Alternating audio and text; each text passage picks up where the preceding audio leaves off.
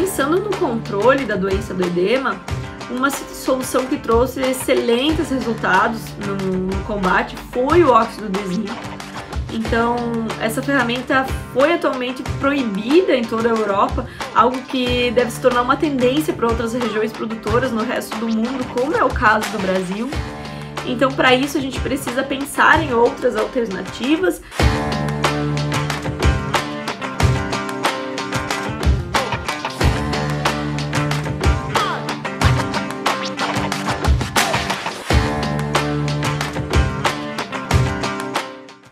Olá, seja muito bem-vindo a mais um Minuto Agro do Presente Rural.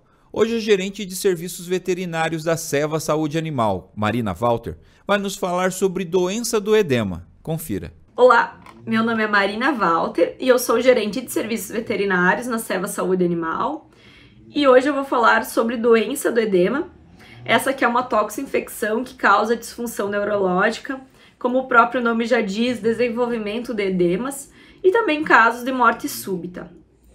Ela afeta principalmente leitões entre 4 e 15 dias após o desmame, então uma enfermidade na fase de creche, mas que também pode afetar suínos que estão em fase inicial de crescimento. Essa doença, ela está associada à presença de cepas patogênicas de Escherichia coli no intestino delgado dos animais, e sob certas circunstâncias, essas cepas elas se multiplicam e produzem a Shigatoxina. E é a Shigatoxina que vai exercer o seu poder patogênico na parede dos vasos sanguíneos. Com isso ocorre extravasamento de líquido, levando aos edemas que são característicos da doença. Assim, os sinais clínicos frequentemente observados a campo são edema de face, edema de pálpebra, edema de mesocólon, também apatia, incoordenação, movimentos de pedalagem, que são sinais característicos de uma disfunção neurológica.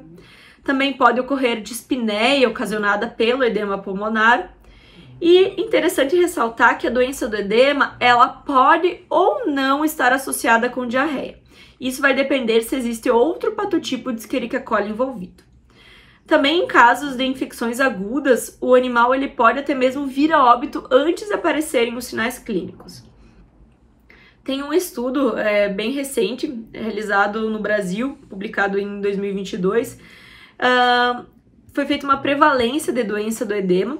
Então, em 5 diferentes estados brasileiros, foram coletadas fezes em 18 creches e a Shigatoxina foi identificada em praticamente 45% das amostras. Então, esse é um resultado bem interessante, porque geralmente sinal neurológico é muito associado à meningite por streptococcus. E com esse trabalho podemos perceber que a doença do edema, a Shigatoxina, ela foi identificada em grande parte das granjas brasileiras. Então, para o diagnóstico, fazer esse diferencial é muito importante. Coletar conteúdo intestinal ou suave retal, que é possível fazer com um animal vivo, onde a gente vai identificar o gene da Shigatoxina via PCR. E também, é claro, pós-mortem pelas coletas, através de histopatologia dos tecidos intestinais. Pensando no controle da doença do edema, uma solução que trouxe excelentes resultados no combate foi o óxido de zinco. Então, essa ferramenta foi atualmente proibida em toda a Europa, algo que deve se tornar uma tendência para outras regiões produtoras no resto do mundo, como é o caso do Brasil. Então, para isso, a gente precisa pensar em outras alternativas.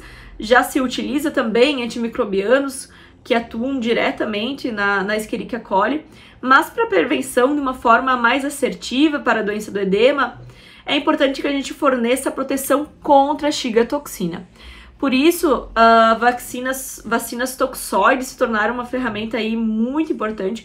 Elas são elaboradas com a toxina modificada, que é incapaz de produzir a doença, então elas podem ser utilizadas como uma ótima alternativa.